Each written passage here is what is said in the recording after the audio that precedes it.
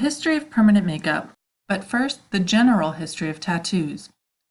Tattoos have different meanings to different societies. Tattoos can be a mark of beauty, group identity, individuality, and can even be spiritual. Pictorial self-adornment has a long history. The earliest evidence of tattooing dates back to the Ice Age, or more than 8,000 BC. These early bodily adornments were probably used to imitate the color of animals, have some mystical or religious purpose, or possibly camouflage, though there is no clear evidence for these suppositions.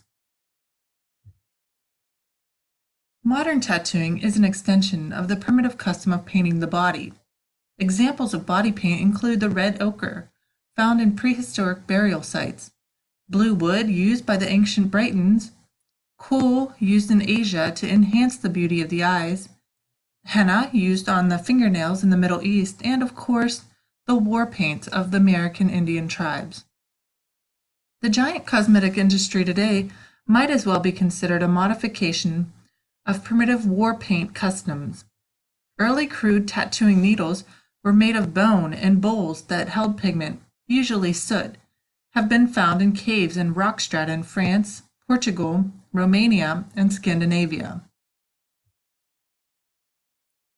In early Greece, men were tattooed as a sign of nobility or proof of bravery. Later, the custom was rejected and limited solely to slaves and criminals. The oldest existing tattoos were found on a 5,000-year-old mummy who had been hunting when caught in a snowstorm. He was found next to his bow, arrows, bronze axe, and a flint for fire-making. He had a tattoo of a cross on the inside of his left knee and 6 straight lines above his kidneys, indicating a troubled spot, maybe even a form of a healing power. Egyptian mummies, some as old as 4,000 years, show evidence of tattoos on women, but not men. These tattoos were placed on dancing girls, concubines, and women singers, and usually depict the symbol of Bes, the goddess who protected these women. Libyan male mummies were tattooed with symbols of sun worship. They were found in the tomb of Seti I around 1300 BC. It has been well documented that the Incas, Mayas, and Aztecs were tattooing themselves long before the Christian era. They also reviewed the histology of mummy skin and could clearly identify black tattoo pigment, presumed to be carbon, melanin, keratin, and acid mucopolysaccharide. Modern tattooing can be dated to 1880, when Samuel O'Reilly designed the first electric tattoo machine in New York. It was later patented in Great Britain in 1891 by his cousin, Tom Riley. Tattoo machines used today by tattoo artists are very similar to the original O'Reilly unit, with some ingenious modifications and artistic embellishments. Many of these modern tattoo machines may be seen in the Tattoo Art Museum in San Francisco or at the World of Tattoos exhibit in Honolulu. From the standpoint of relatively modern medical application, the use of tattooing can first be traced to Dr. Pauli, who, in 1853, used a form of tattooing to treat congenital purple plagues and other various lesions of the skin. Shu, in 1858, had the idea of first using skin tattooing in a transplanted tissue in the practice of chyloplasty. 21 years later, in 1879, De Wicker began using India ink in tattooing corneas for the cosmetic improvement of unsightly glaucomas or corneal scars. In 1911, Kohl was the first to use tattooing of a reddish pigment to change the contours of scarred lips with the vermilion border. He also performed work in the area of scar revisions. In the 1840s, Maurestin, Mauclair, Dufourmentel, and Passot are generally given credit as the first group of doctors to introduce the use of tattooing in general surgery. Also in the 1940s, due to the landmark work of Conway, Hance, Brown, Cannon, and McDowell, tattooing was performed in permanent pigment injections in skin grafts and flaps, as was intradermal injection of tattooing for the treatment of capillary hemangiomas.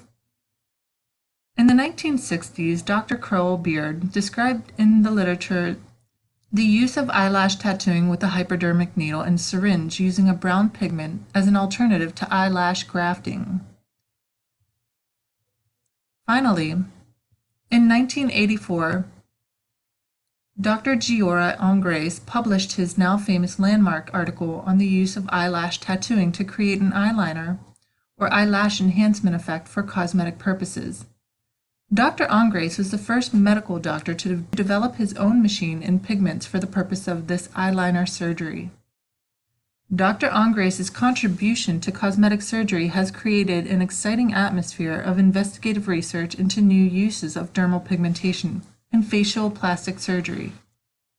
His creative work has stimulated a whole medical field of dermal pigmentation that otherwise would have remained forgotten, with the works of Conway, Hance, and Beard. It is important not to forget or diminish the role that tattoo artists played in the field of medical micropigmentation surgery. Medical doctors would have progressed very little in the past century with the help and clinical experience given them by these tattoo artists. Therefore, based on the work of all of these individuals, we now have the new field of dermo-micropigmentation. In Tattoo, Secrets of a Strange Art by Albert Perry, the history of cosmetic tattooing reportedly stems back to the early 1900s. During that time, the girls and women received beauty spot and blush tattooing. Other reports of cosmetic tattooing in the early 1900s included camouflaging of the gums of a man who suffered from anemia and white gums. Other people reportedly received tattooed in bald spots on the scalp. Such cases were fairly numerous. There have been a select few artists that have been practicing cosmetic tattooing for the past few decades. Cosmetic tattooing, however, did not become popular nationally until the late 1980s. Nonetheless, many people have yet to even hear of its existence.